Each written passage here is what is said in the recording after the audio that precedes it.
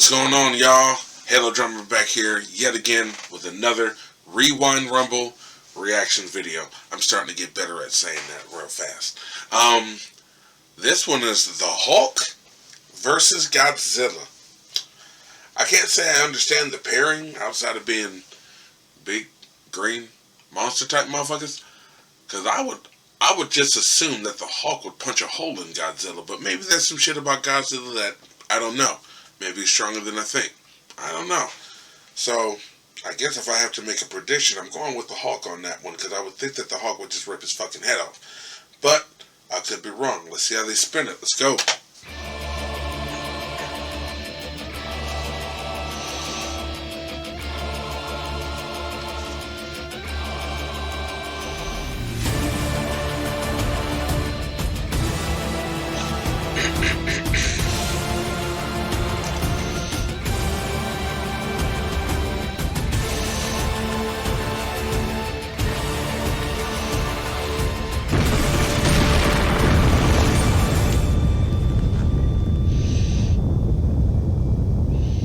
Rewind Rumble. Two monsters, both I don't recognize that sprite. I assume that they would have used the Marvel vs. Capcom sprite like they use for everything else. Godzilla, one of Earth's mightiest heroes versus the king of monsters. If you were forced to piss one of these guys off, who would you rather make angry, Hulk or Godzilla? It's a tough question, sure, but the answer to that question could adjacently answer the topic of today's Rewind Rumble.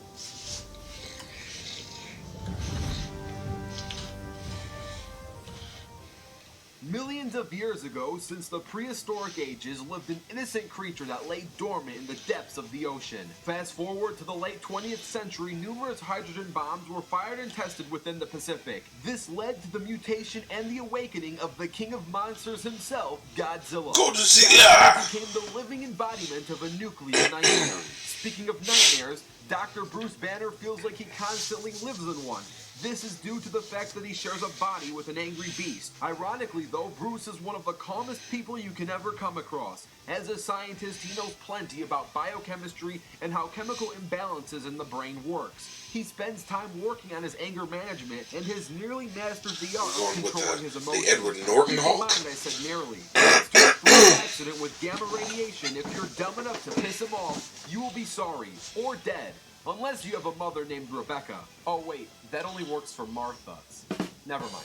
Getting back on track, it's not like either Hulk or Godzilla enjoys being angry. In all honesty, they would much rather be left alone. The sad thing is though, sometimes in order to get the human race to leave Godzilla alone, he'd instinctively invade many cities. Wherever he walked, he took on entire armies, monsters, and weaponry. This gave him the coin nickname, King of Monsters. Now Godzilla is not a bad guy. He only does this out of self-defense and protection. In fact, if the planet is threatened by an outside threat, Godzilla will be more than willing to protect his home and even defend the human race from extraterrestrial threats. Hulk pretty much walks a similar path. He has been both a threat and a protector to modern society, battling armies and fighting alongside them. Deep down, these guys are good, but when their emotions get the best of them, they will become wildly unpredictable. Godzilla's signature attack is his distinctive atomic breath. Not much can survive a blast from this breath. He can generate and manipulate radiation and use it as a blasted projectile. The atomic breath is great for aiming at one specific target. However,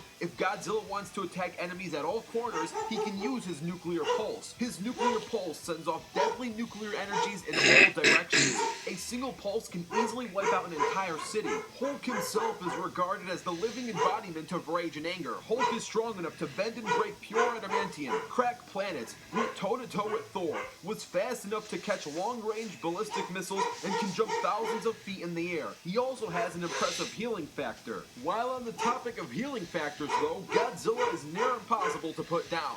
Godzilla has special G cells and a really impressive healing factor himself. If Godzilla is sliced or blown to bits, he can come back from a single cell and regenerate. and breaking him down to begin with is no easy task. This dude can easily survive black holes. So yeah, we get both of these characters. Godzilla is perfect cell. Most opponents, this holds true. There are situations where both Hulk and Godzilla has lost before, and while it wasn't a permanent defeat, Godzilla was taken out down to a single organ from a weapon known as the Oxygen Destroyer.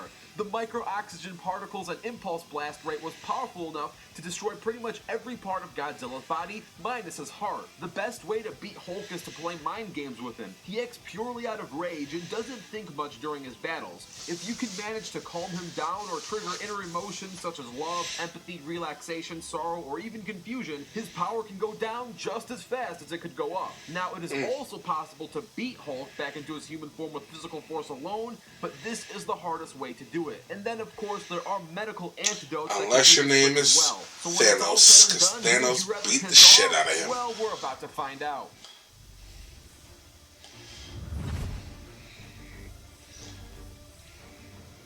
Let's do the human race a favor and keep this battle far away from populated zones. A desert would make perfect sense. Let's now do the research team a favor and knock off preparation.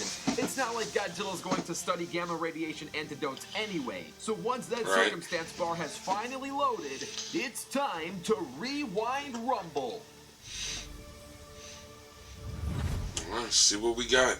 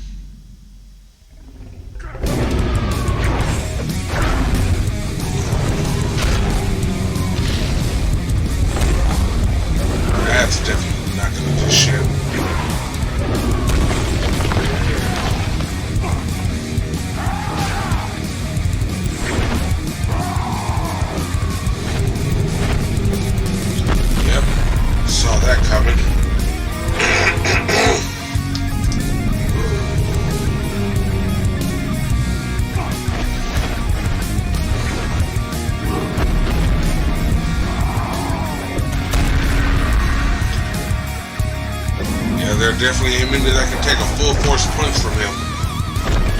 But apparently Godzilla can.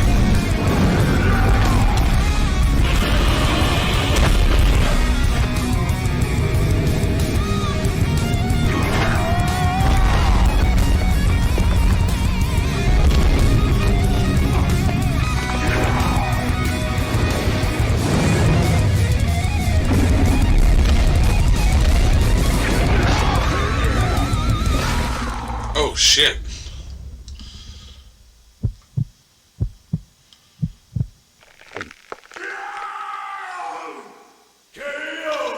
What?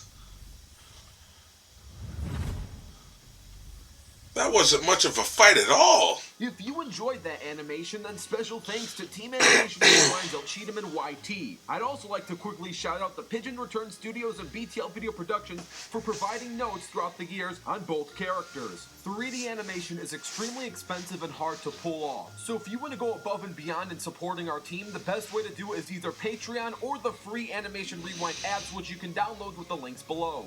Thanks, and enjoy the post-analysis. Yeah, I need this.